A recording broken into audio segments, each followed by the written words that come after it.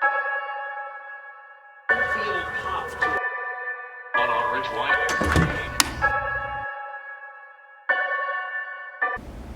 Hey guys, Lee Taft here. Welcome to Speed Tips from my garage in the classroom. Today is episode number 168. Let's talk strength. I'm going to talk about the step up. It's funny, there's a lot of controversy with the step up. There's some people who are kind of on the fence. Some absolutely hate it, some love it. I love it. Always have. Been doing it forever. Think it's a great lift. Think you can manipulate where the pressure comes from doing this. And there's multiple tools you can do, and I'm going to share that with you. So here's the thing that I think you got to look at. This is one of the issues that we have with the step up that people are concerned with is when somebody steps up, they actually kind of jump up. So like, well, that's my back leg. So I'm probably a little bit, I'm close to parallel. We'll say I'm parallel. I might be a little bit below. But so basically what happens is the athlete or the client will jump their way up. They'll take this leg and they'll go. So really by the time the muscular strength takes over, it's probably close to like a quarter squat. And then I finish strength-wise there. And I'm already getting closer to my stronger lever angles, right? So when I get like right here, this is pretty easy. It's harder from here, but what they do, because it's hard, is they kind of kick themselves up. So one of the strategies I like to use, and I'm demonstrating this for now because this is what I have, that's the highest box I have. I can put plates and stuff, and that's typically what I would do. But I'm going to use these. I don't typically use the TheraBand balance pads for this, but just to give you an example. So this automatically makes me below parallel. If I were squatting, this knee is higher than this hip. Another strategy that I've used in the past is it takes a little bit of time, but I'll literally have them put one shoe on. Okay, so I'm just going to demonstrate this really quick.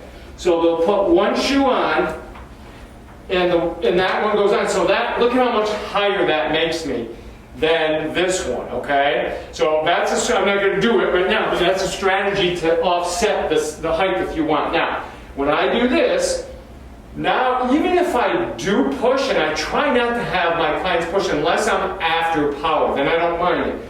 But by the time I get to onto my toe, so I get to extension, I'm pretty close to parallel. Then my strength takes over in a greater range of motion, okay? So as I go through this, I push a little bit, then I have to work to get up, okay? So I push, and then I can get up on it from there, versus going from here, where by the time I push, I'm already halfway up there, and it's easy to do. So that's a strategy to use to make sure you're getting more muscular force throughout the range of motion. Now the other thing is, we obviously have dumbbells we can use if you want to offset your weight a little bit. So one thing I like to do is anytime I step up, I treat it like a squat, is I make sure the athlete feels like they're over the center of the foot, not on the heel, not on the ball of the foot, right over the middle. And we do that by bringing my knee forward a little bit. So right now I feel pretty centered. I'm not too much on my toes or my heels. I'm right over the arch. So from here, we can just lift ourselves up and then lower ourselves down, still feeling pressure through the middle of that foot, okay? The other thing I like to do is use the ultimate sandbag, okay? Really, really good. So now I can offset it. I can go on the same side leg, over my shoulder. I can go on the opposite side. Okay, I can hold it down to the side. I can hold it in opposition like this. So now when I step up and bring it up, I come across, or vice versa. I can come across this way and really load my hip, come up and back down. So there's so many strategies we can do. One of my favorites is using the Wearbands. Okay, I've talked about these before because now this takes all my weight, puts it down on my legs. Okay, so now all I have to do here is, again, I position myself, knees a little bit forward, but I'm flat through the arch. Okay, get into my hip, and then I can push.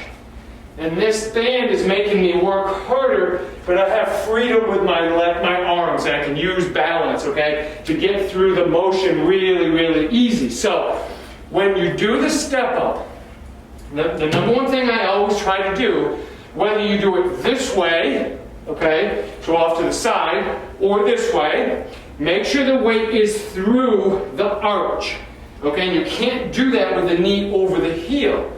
If you're only after glute function with some quad, but you really want to get posterior chain, okay, you might do that, but you're going to have to pitch forward a lot. But if I drive my knee a little bit forward to load the ankle, and then I load my hip, that brings the knee somewhat back, now I can push down, and I get a really uniform, symmetrical sequence of forces, and that's what I'm after.